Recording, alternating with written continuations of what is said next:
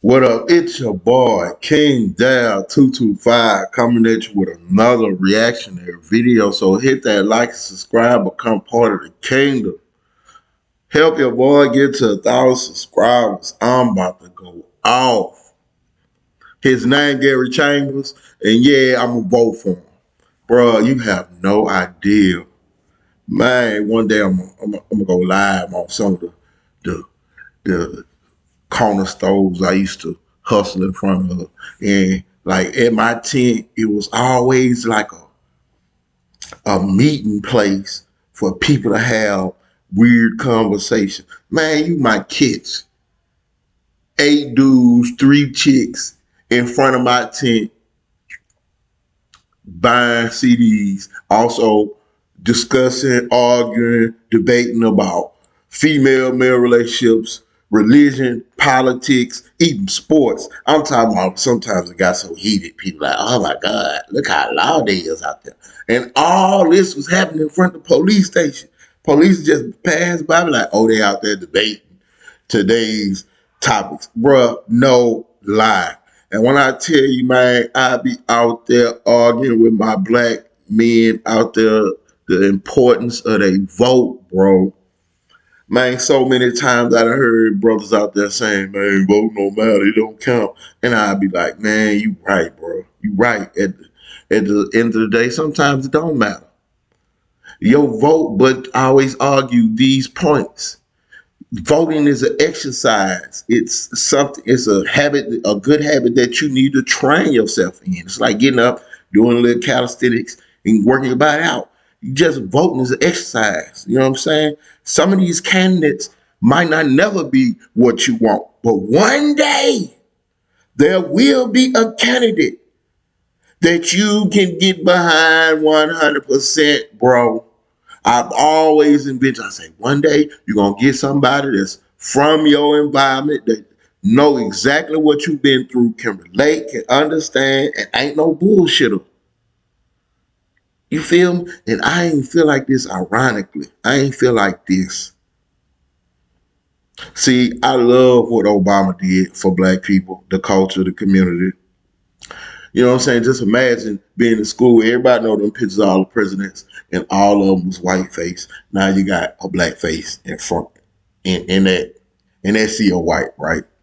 That alone, that image alone, help will help black people tremendously. Now it can be argued how much did he do for black people because of the thing that I have always fought, the idea that black men, in order to be successful or be accepted, is I have to look a certain way, I have to behave a certain way, and it's all intended on how you dictate how I act is to tell me how successful I'm be. See, Obama was trapped in this. I can't be angry. I can't lift my voice because everybody gonna say I'm an angry black man. I'm this, I'm that, I'm that. He couldn't be like, you know what? I don't give a fuck. I'm gonna do what I want. I ain't feel like that ironically till Trump came. Trump was out here like, man, fuck my party. They wanna go against me, fuck them too. I don't care what nobody say, I'm gonna do what I want. And yeah, they had presidents that did what they, got away with doing their own shit.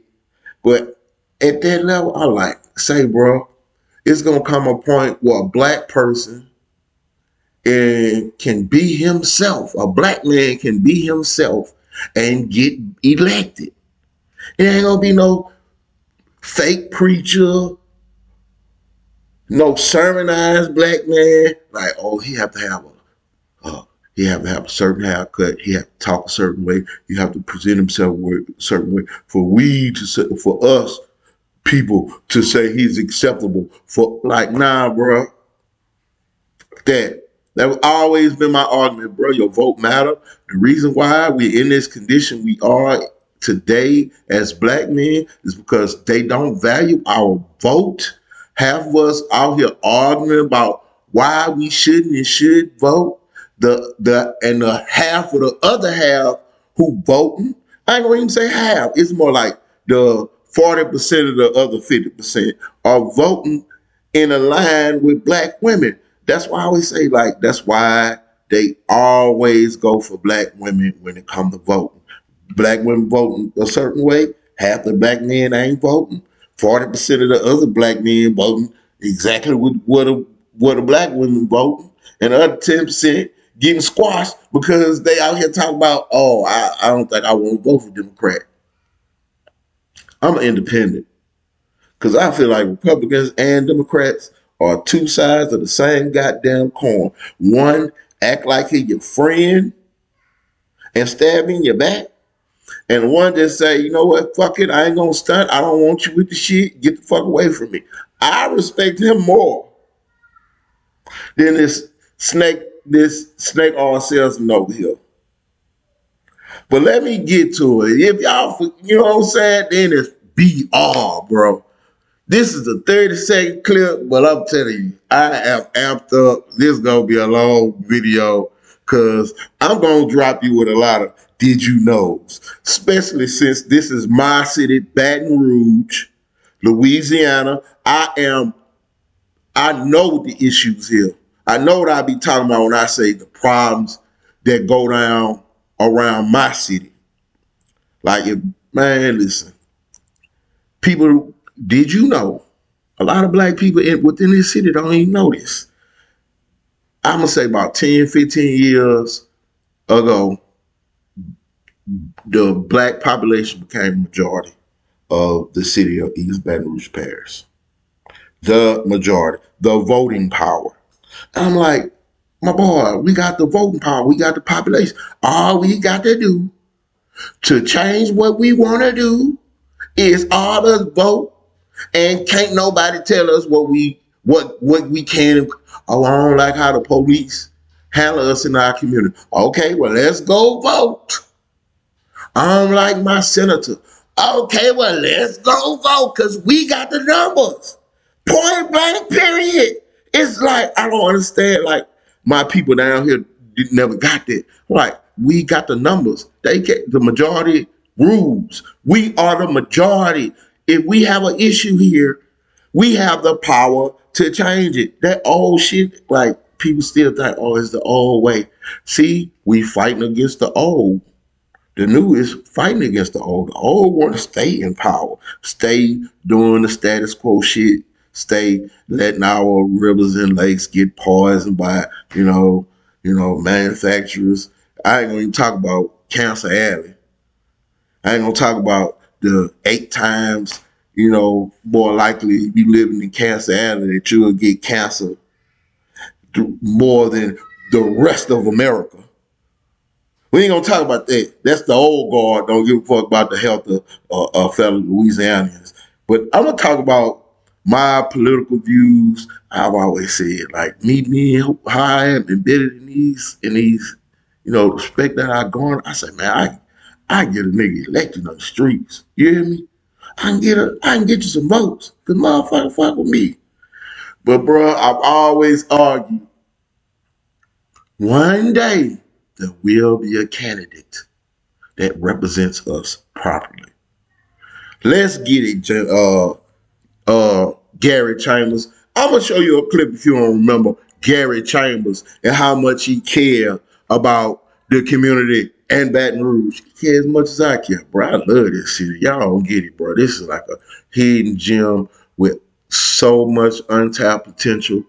Like, if businesses, particularly, what I'm saying, black-owned businesses, ever would relocate down here, see, that's the problem. They like to convince us, oh, you ain't gonna make no money down here. It's a large black population. If you tweak it a certain way, you can make a killing. Killing. I always looked at Baton Rouge like it's a blank sheet. You can create whatever you want here. The possibilities are limitless.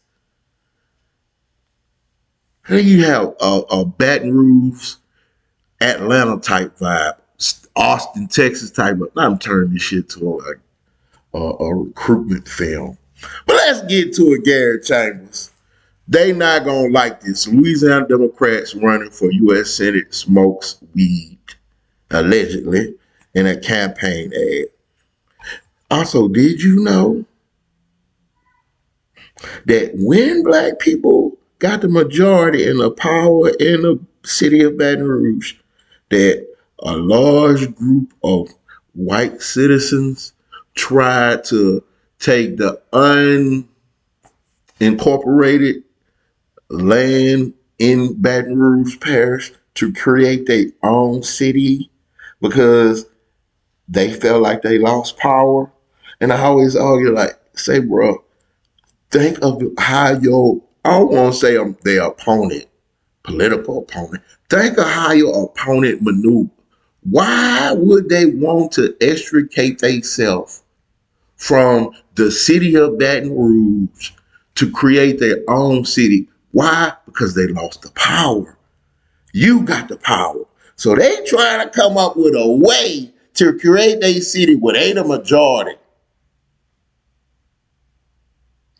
Funny game out here, this political shit. I'm like, bro, think about this they trying to do. That guess what? Every time that shit happened, the city of Baton Rouge voted it down. What? Power. Let's get to this shit. I done rambled long enough. So let's get to the clip that you come here to see. Gary Chambers, you got my vote. I'm be out here in these streets.